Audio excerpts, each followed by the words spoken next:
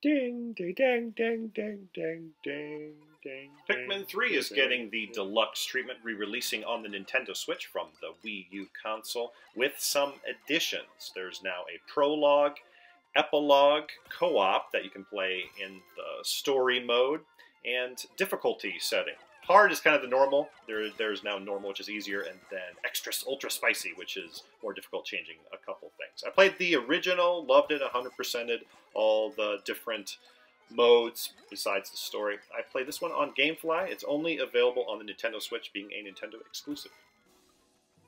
Same premise as the previous two games. You are 3 astronauts this time. You run into the Pikmin. You're on this planet to collect fruit to save your planet back home. But the 3 astronauts land in different locations on the planet. They run into different Pikmin. The new one introduced this time is the rock one that can break glass, but the same mechanics from previous games. Like the red ones are good fighters, the yellow ones for electricity. It doesn't bother them. They can also break down coiled walls. And like the blue, the water Pikmin, and then also the pink, the flying ones you can use for different mechanics. So it gets more complicated the farther you get into the game. But basically you are collecting these creatures, and then they are converted into your own Pikmin depending on the color that you throw at them. Also a bunch of puzzle mechanics. This is a puzzle game as well, that you have to like complete bridges or do certain tasks. The fighting itself, besides the base kind of monster creatures, you have boss fights that do require a specific type of Pikmin. For example, this is the first one. You need the rock Pikmin to break his exoskeleton outer shell, and then it's better to use like the red ones to attack the interior. So different bosses farther in, and then you have like mini bosses as well too. But the collection is a huge part, and not only collecting, you got to pay attention. You see in the top middle, the time of day, because when the day is over, if all your Pikmin aren't back to their own onion spaceship, then you lose them. So you're balancing some resource management here, and then the type of Pikmin you can choose that will go in or go out. I didn't notice a big difference. I did beat hard mode and went to ultra spicy. The only thing is the fruit juices a lot less, along with being capped at 60 Pikmin at one time rather than 100. So those seem to be the main things. And I got halfway, a little over, like about halfway through the game, through ultra spicy. So not a huge difference. There are 3 modes besides the base game.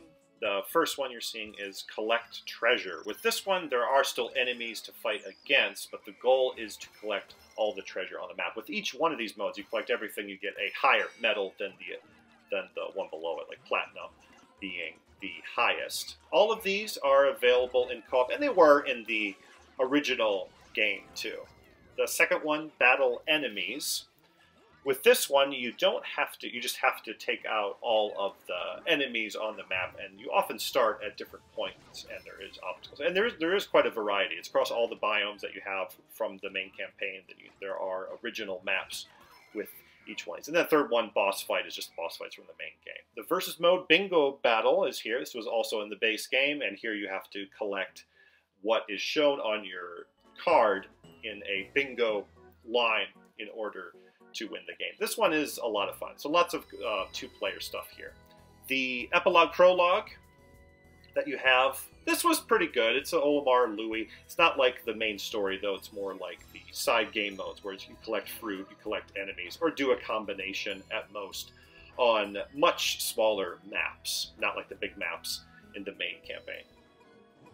For a 7-year-old game, it still looks great. There isn't like any improvement basically from the Wii U. It looks exactly the same, but the fruit still looks as delicious as it did 7 years ago. There's also what they do with the fuzzy camera, the draw distance, and you're tasking all the Pikmin to do all these things at the same time, along with the 3 astronauts. You're telling them what to do. There's this pleasure to that, and it makes up a genre that is kind of its own, and you really don't see too often.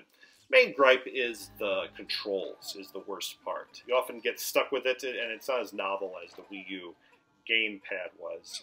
But it hiccups for like a second, and then you're okay, and then you're able to move around. Also, online multiplayer and just adding more to the game would be nice. But the overall presentation with the style of graphics and even the writing really fits the character of the game. It depends a lot. If you've played the original, like me, and played through most of it, this is going to be a solid gamefly. You can play the prologue and the epilogue, and then maybe co-op. If you had never played Pikmin 3 before, this is your first time, which is going to be most people, yeah, this is a buy. Even at $60, there's all the DLC, all of the content, and it's just a great game overall.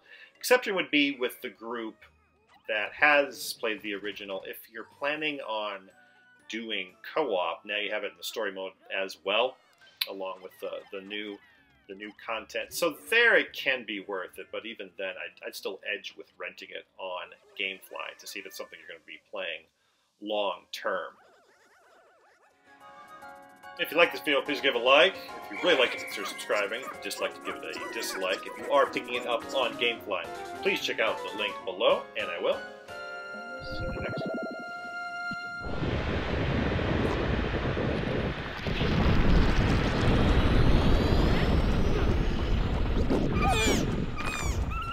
Ding, ding, ding, ding, ding, ding, ding, ding, ding, ding, ding, ding.